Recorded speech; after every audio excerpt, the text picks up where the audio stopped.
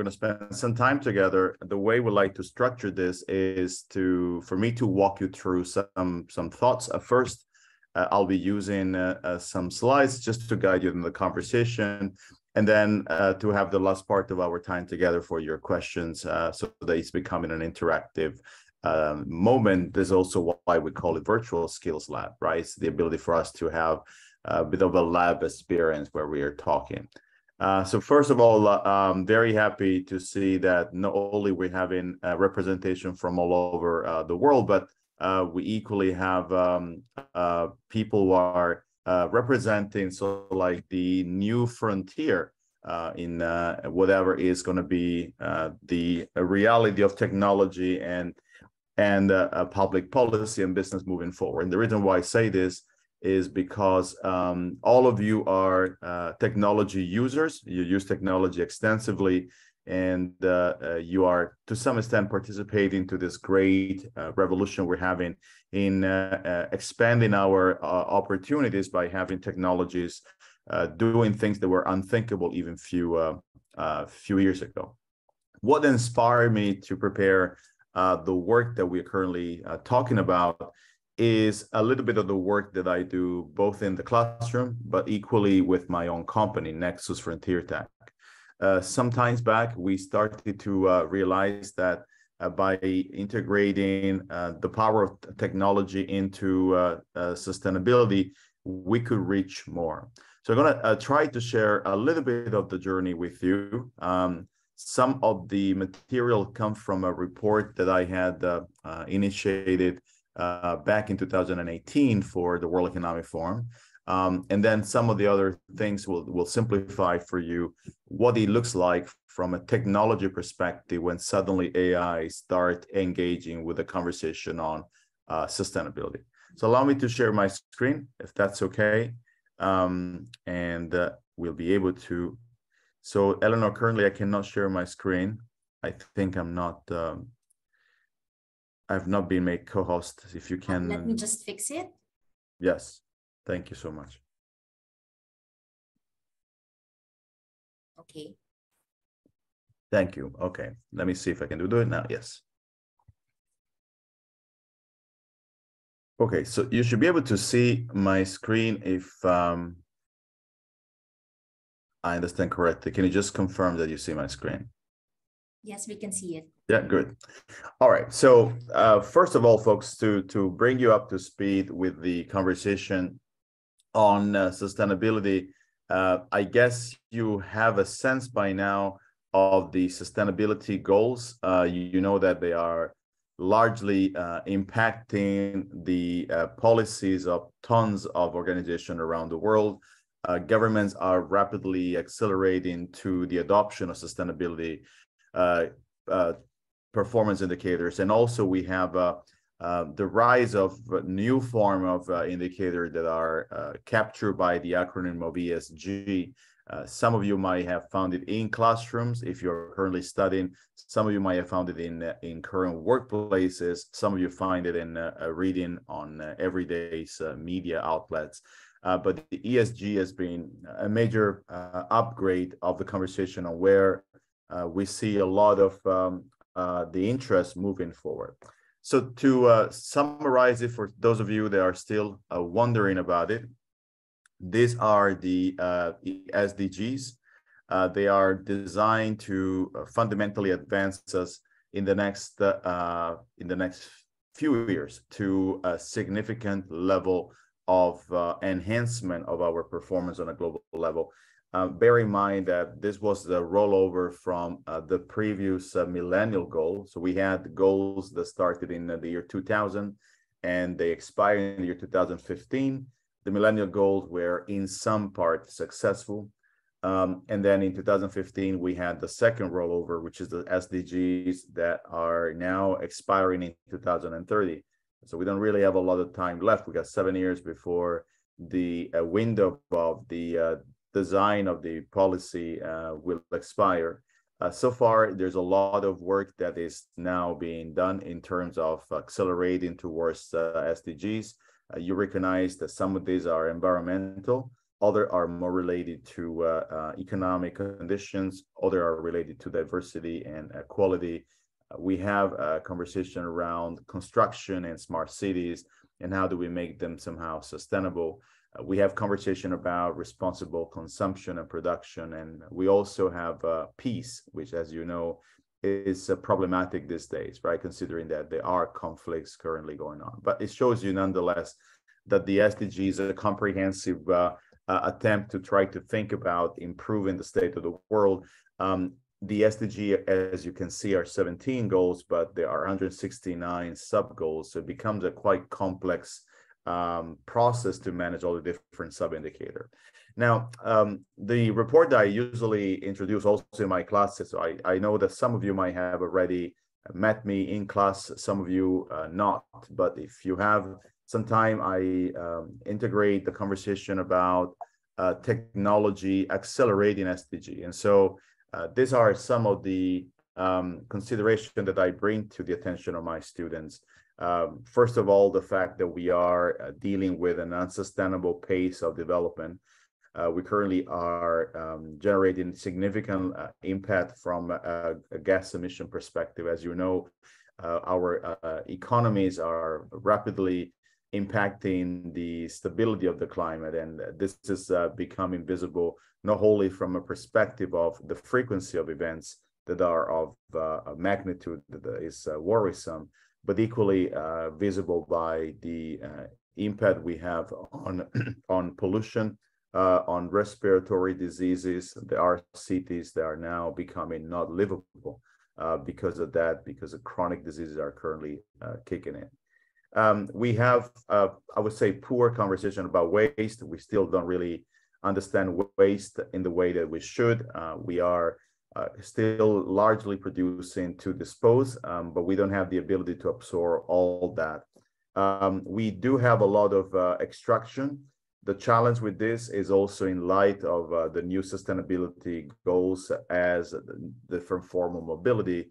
When we're looking at, for example, electric vehicles, there are minerals that are needed for electric vehicles to be produced, but the minerals needs to be extracted from the ground. At the same time, we are now exploring extraction of mineral from the sea. And even if this is a form of innovation, it doesn't change that we're still extracting. The question is whether we can continue this for a longer period of time. And by the way I ask you the question, you know that the answer is no, we can't, because we are fundamentally into a scarcity problem, right? That we don't have the ability to sustain the same level, considering that the rate of consumption are increasing. And bear in mind that many of these extraction resources are from non-renewable stocks, which basically means that once we run out of it, we run out of it, right? And so you could argue, will we be able to find new reservoir? But that's never a really strategic question to keep in the back of your mind. Will technology be able to substitute? Well, likely there will be some substitute coming from technology, but the more important part will be always related to, can we do things differently? And so the four, area where I'm going to try to show you some data today are four quite large industries: the automotive industry, the electronics industry, the food and beverage, and the apparel and footwear. The reason why we're doing this is for you to see that technologies, when they are integrated in the conversation about can they improve SDGs, likely we find some very good evidence that they can. So we do believe that the only way for us to reach respectful goals by 2030 is to integrate in good regulatory framework that we call sandboxes, together with, of course, behavioral change and conditioning. But what is really going to be the accelerant will be the use of technology.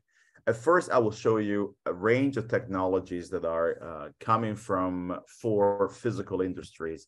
And then I will show you towards the end what happens when now we're shifting to the algorithm. And now we're trying to use the power of AI to address this, so that you have an understanding of the bridge that happens when we start and we try to do this in the physical production. And what happens when eventually we're moving into softwares where algorithms are dominating, right, the production cycles. So here is, I think, the first a slide that will give you a sense about why SDGs and technology, they can truly be combined. And bear in mind that when we talk about technology, we're talking about the infrastructure of a given system. When we do that, we are understanding that technology will be integrated in a number of different forms because it's actually interoperable. When you have interoperable technology, as a matter of fact, you can start collecting data. When you collect data, you can structure the data. When you structure the data, you can run machine learning. When you run machine learning, you can then fundamentally run AI.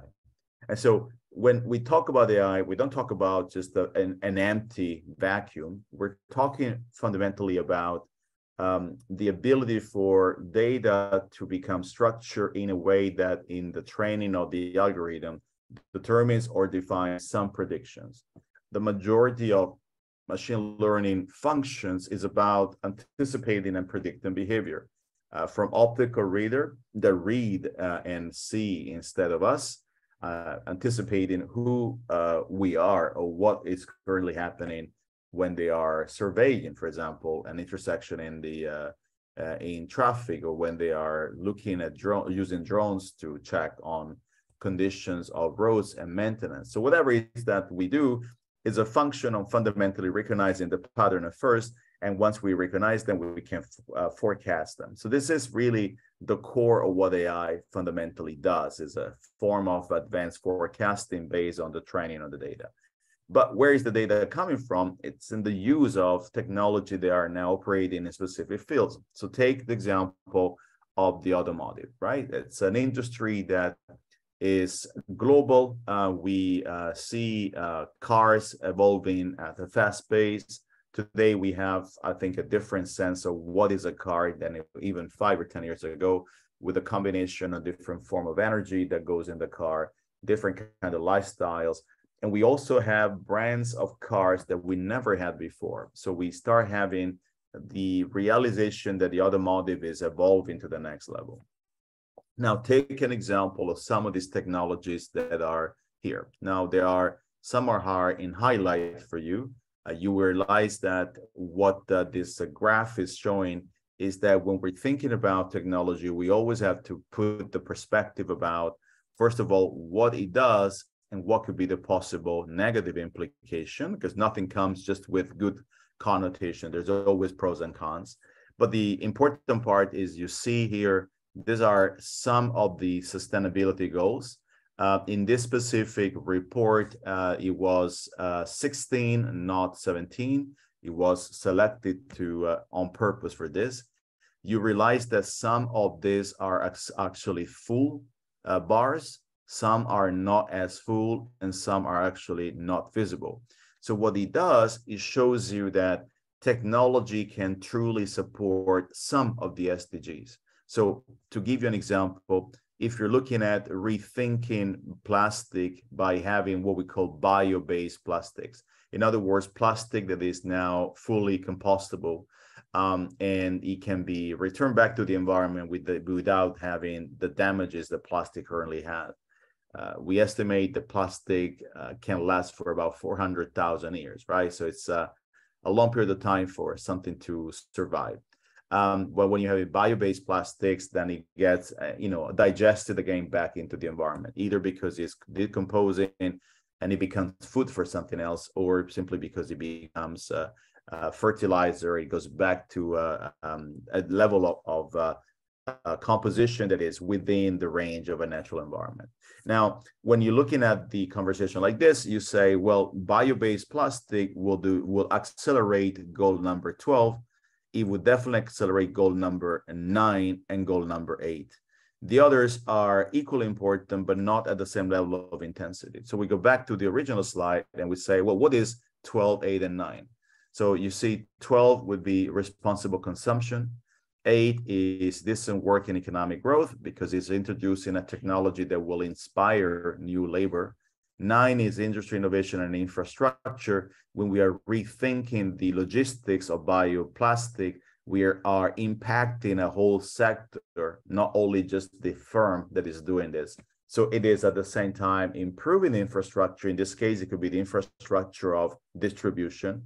It implies the relationship with supply chain in a different way, inspire the form of innovation that is required because there is a lot of patenting that goes in finding what are the new materials. And it sort of like feed into the evolution of a much more modernized form of procurement. So it shows you folks that these exercises are really helpful for us to do measurements and determine where, for example, specific kind of technology are going to accelerate. Let's take, for example, smart digital twins, although it's not highlighted. You see pros and cons, and then you see very similar supporting 12, 8, and 9. Now, this is already an example where by the nature of a digital footprint, which is a digital twin, the twin is a data set. Sometimes it's actually stored locally, sometimes it's stored on a blockchain. When the conversation becomes integrated, now a smart digital twin is using the collection of data to be able to forecast, for example, damages to infrastructure or performance of automotive new prototypes or consumption trends of new vehicles. So algorithms like AI suddenly becomes a form of rethinking the efficiency that is required. It's also a way, in the same way as the efficiency grows, to grow the compact of efficiency at the SDG level. So it helps in 3 ways. The first one is simply makes the automotive industry better. It generates data that allow us to create profiling and forecast it is much more accurate. And on top of everything, it helps us accelerate towards SDGs. So this is like the gist of the conversation we're going to have today, for you to understand that when we are introducing technologies into production, we are, of course, increasing the efficiency. But when this technology is mapped against the SDGs, we're also accelerating in the direction of SDGs, like you see here. Now, I don't have to go through each one of these, folks, but I want you to start realizing these are some of the trends that were actually rising in automotive in the year 2018. They were designed to be at the very beginning. So some of these trends now are more consolidated. One example of this would be cobotics. This is what we used to call dark factories, factories that actually are being fully automated. That has, of course, increased productivities. It has challenges with employability. In fact, you can see in the negative side, workforce and restructuring, but there's also a way for maybe some part of the production to be automated. When you're looking, for example, at robotic disassembly for remanufacturing, it shows you that one of the major problems we have in reintegrating materials back is the idea of disassembly. So how do we basically disassemble the very small components that tends to be difficult to do it with the old technologies? So when you have in robotics that are actually micro robotics, right, nanotechnologies, they're able to disassemble for remanufacturing, you're reintegrating back into the economy a number of components that they would be otherwise lost. If you look at here, while we still have number 8 performing very well and number 12, we now see number 15. So we go back and we try to understand what is number 15, and we see life on land. So in this case, because we are reintegrating materials back by disassembling for remanufacturing, we are decreasing the extraction of new materials, but it's not that we're short of materials. It's just that instead of getting from the ground, we get it from existing ones. And so these are some of the conversations that should inspire you to think why technology is a great ally of the sustainability goals, because it fundamentally brings us to that level of realization. And when you have technology on top of everything that you're doing, the moment you're generating data, algorithms allows you to fundamentally manage the prediction because of the pattern recognition that really happens. And in the case of automation, when you are automating work, when you're automating the production cycle, the moment that you can forecast what could be the accuracy of a given cycle, you can also design it to become autonomous. And so the idea of autonomous organizations, or the idea of autonomy in production, start from the possibility of forecasting what will happen. And this is only possible if you're introducing this technology in the cycle. So for you to see, this is a big conversation. It shows you that there are tons of applications that we need to take into account. And with the time I have left, I will show you a couple of more examples. I'll give you a bit of a deep dive into the work that we do at Nexus, which is the company I co-founded, which is an AI company, and then we're going to move on. Okay. So this was the automotive. We had a selection on some this technology, but you now see all of this. We're moving now to the electronics, another quite complex manufacturing sector. You realize that, again, we have some technology that are more prone to support the integration of technology towards sustainability.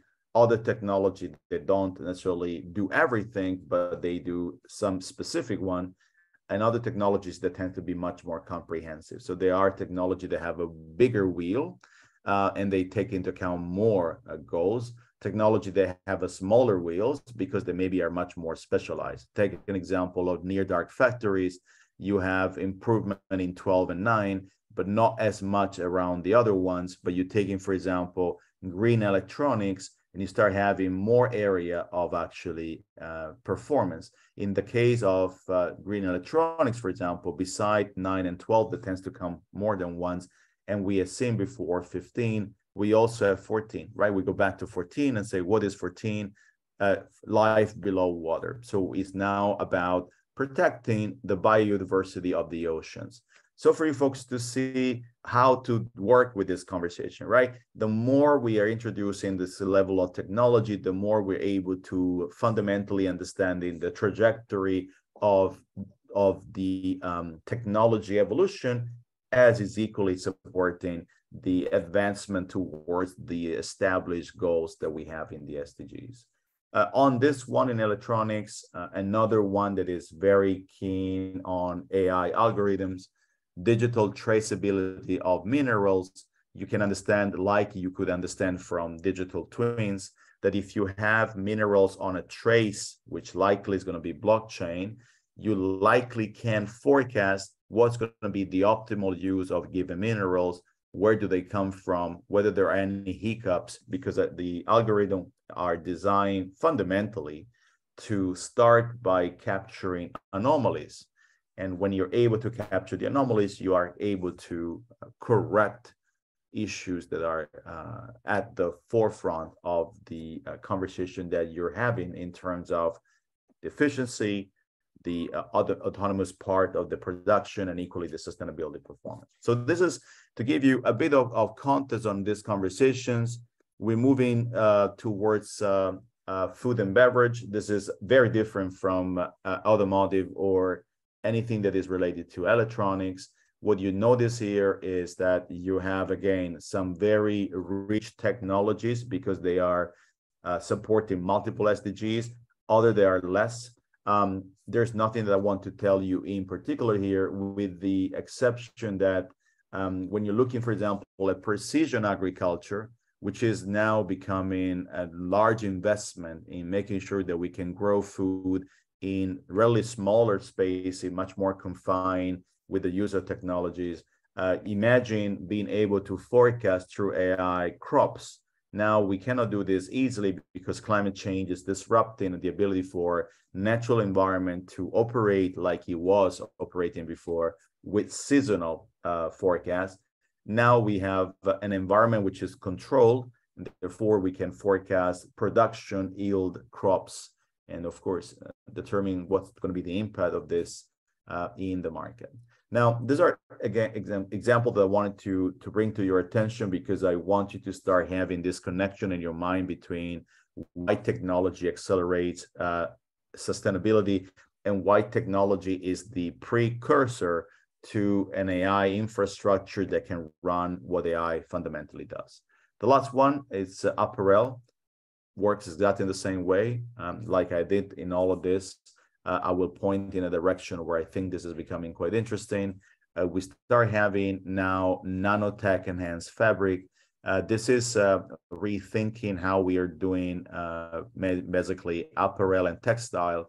We start having different form of alternative material from animal materials, and the extension of the life product is quite interesting, which means that we'll be able to reduce the obsolescence of products by integrating nanotech in fabrics. And this is another example where technology like AI are just going to be great supports. So where do I bring this to a closure? As rightly said at the beginning with Eleanor, I plan on having this for about half an hour and then get your question. And I see already some in the chat, so I will address them now. Where we do this in my company. So this is Nexus. This is basically the company that we set together with other, actually Haltian and other colleagues from Japan. What I want to show you is one of the products that we launched into the market some times back called SIX, which is basically a form of sustainability algorithm for ESG integration.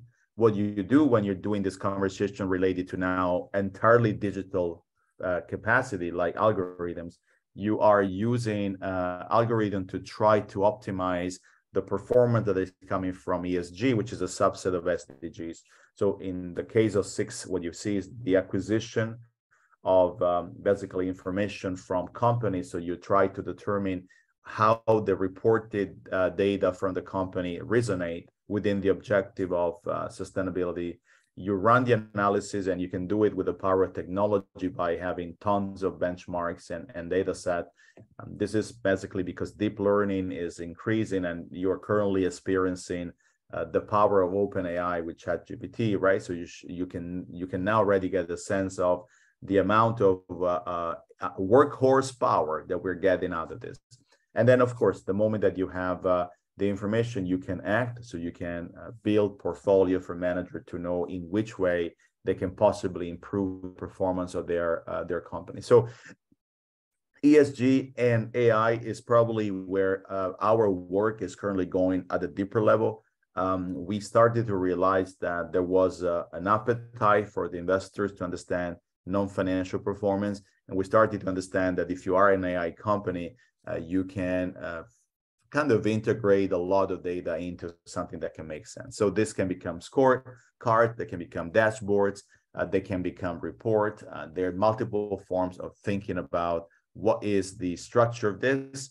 Why do we want to have more of this in ESG? It's because we want to see, first of all, removing the pain points.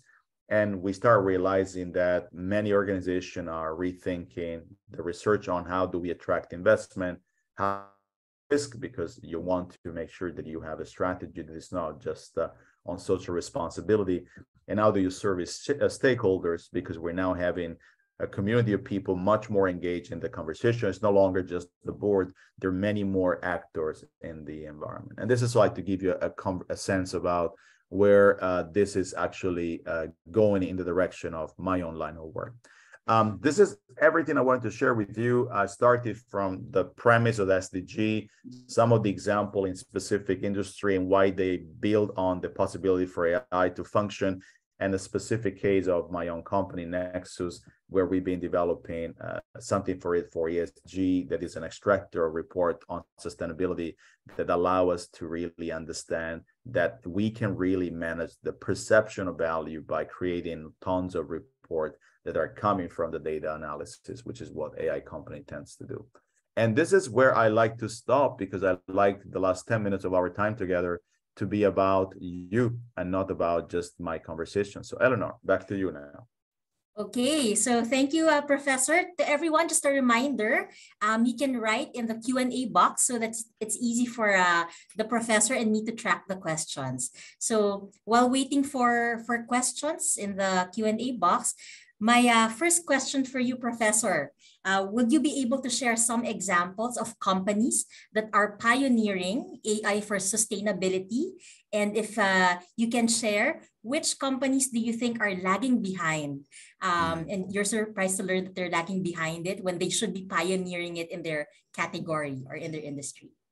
Yeah, a good question. So I'll give you like an indicator where this conversation can be searched also from your side, right? Making sure that we can understand which company are currently advancing or not. And so in the technology environment, company like Alphabet, Microsoft, NVIDIA, Amazon, Apple, these companies are advancing, right, rapidly. They've been acquiring green energy. They have been able to dedicate a lot of resources in their reporting. So they're a company that have understood this in quite interesting ways.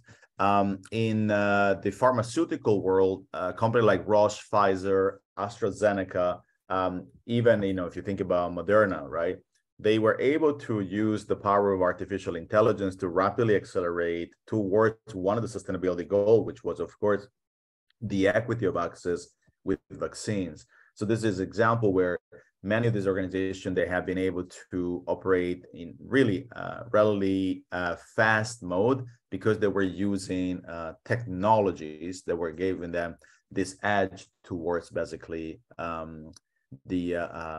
towards the needs we had in the market. If you're looking, for example, at the players that have been lagged behind, a company like Nissan, they struggled. A company like Kia, they've been struggling. Companies like Renault have been struggling as well.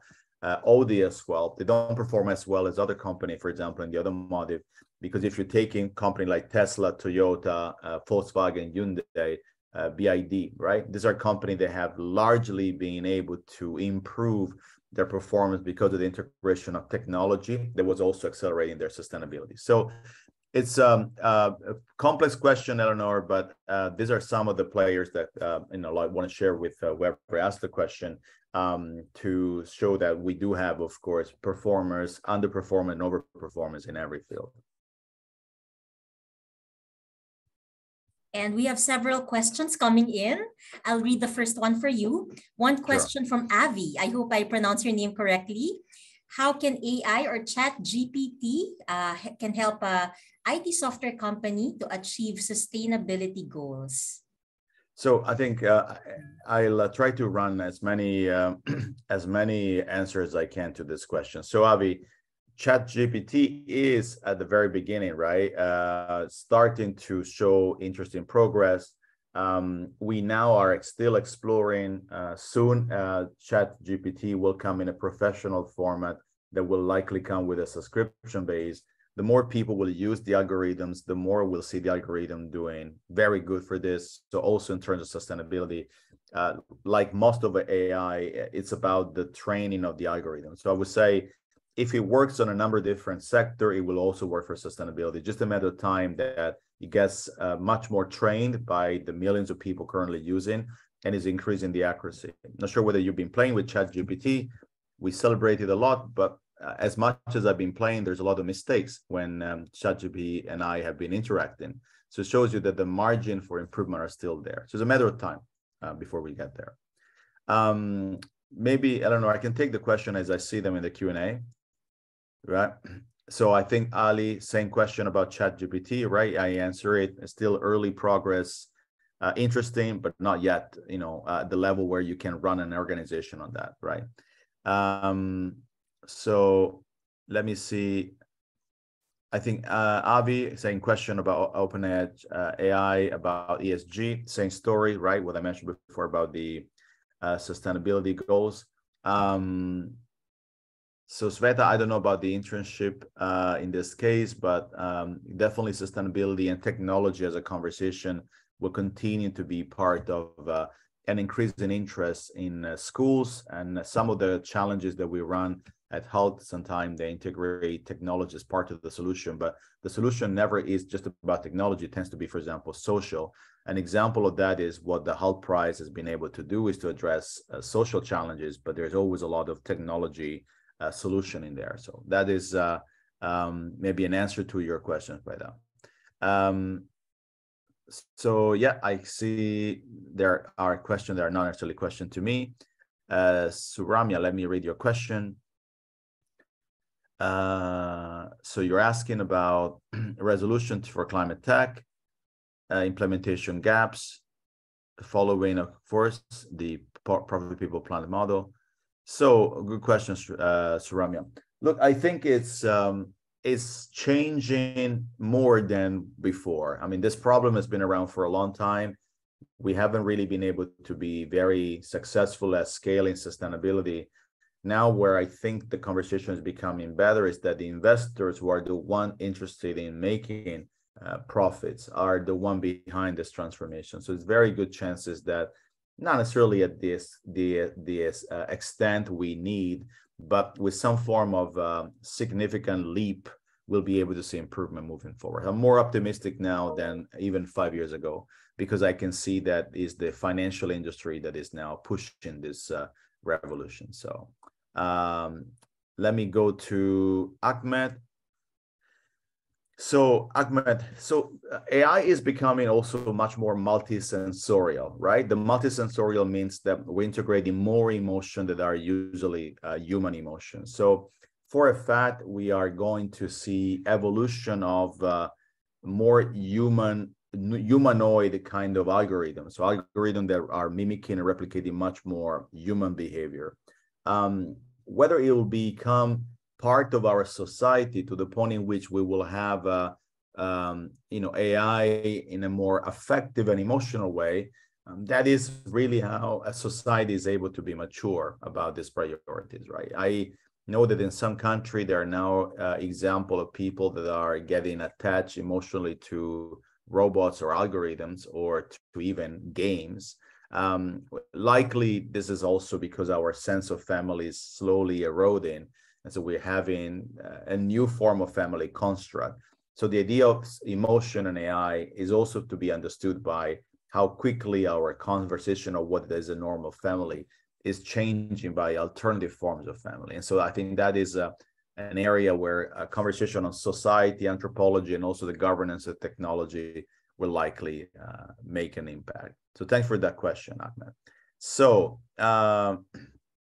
let me see. I'm just making sure I'm cleaning some of the answer I have already here. So Zainab, I think I answered some of the company currently not evolving, not necessarily all of them I could know, but the way to help them is definitely to digitally transform and teach them how data can be a very powerful way to measure performance.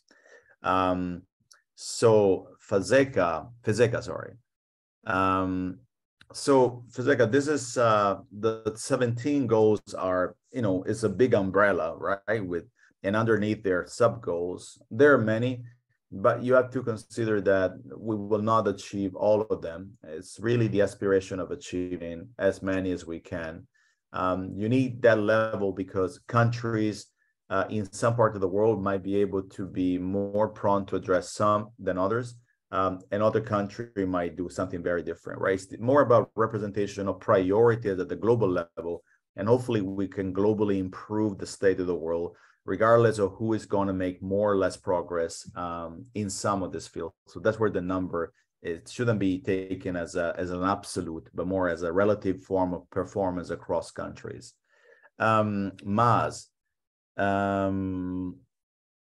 interesting question about the early stage technology startup. Look, I think they are needed more now than ever before. The problem with startup is when they are evaluated in a hyperbolic way, detached from the reality of the markets. And so they become basically bubbles. So question will be, can we finance and fund them in a better way? Can we get better form around venture capital? Can we consolidate them when they get access to the market? I think these are some of the questions to eventually address, right? So Soraya, about greenwashing, I think is a problem that we have around the world, but when you're shifting more to technology, you tend to be more driven by data, and it's not as easy to temper a lot of data than if you're just, for example, doing a marketing campaign where you say you're going to do something, but there's no auditing on that. So that's where we can try to reduce the challenges with this. Professor, we have a lot of questions coming in, but we have time for one more. Yeah, exactly. Because I also have a class starting now, so I'm shifting to gears. So I'll take wow, there are too many at the same time. I can't, guys, address all of them. So I'll try to answer them into one answer, so without breaking. Peace, I think it would be important that we start using AI as a way of modeling, better way of integrating peace as an option, right? And peace should be a goal. This is why it's important. AI can help us, like everything, to eventually get there. The same happens for HR, because HR is about human capital. And so it's about fundamentally integrating more and more people in the right way. So the question will be not just about replacing jobs, which is your question, Janine, but more about expanding the existing jobs. And to the question that I see from Davide, right?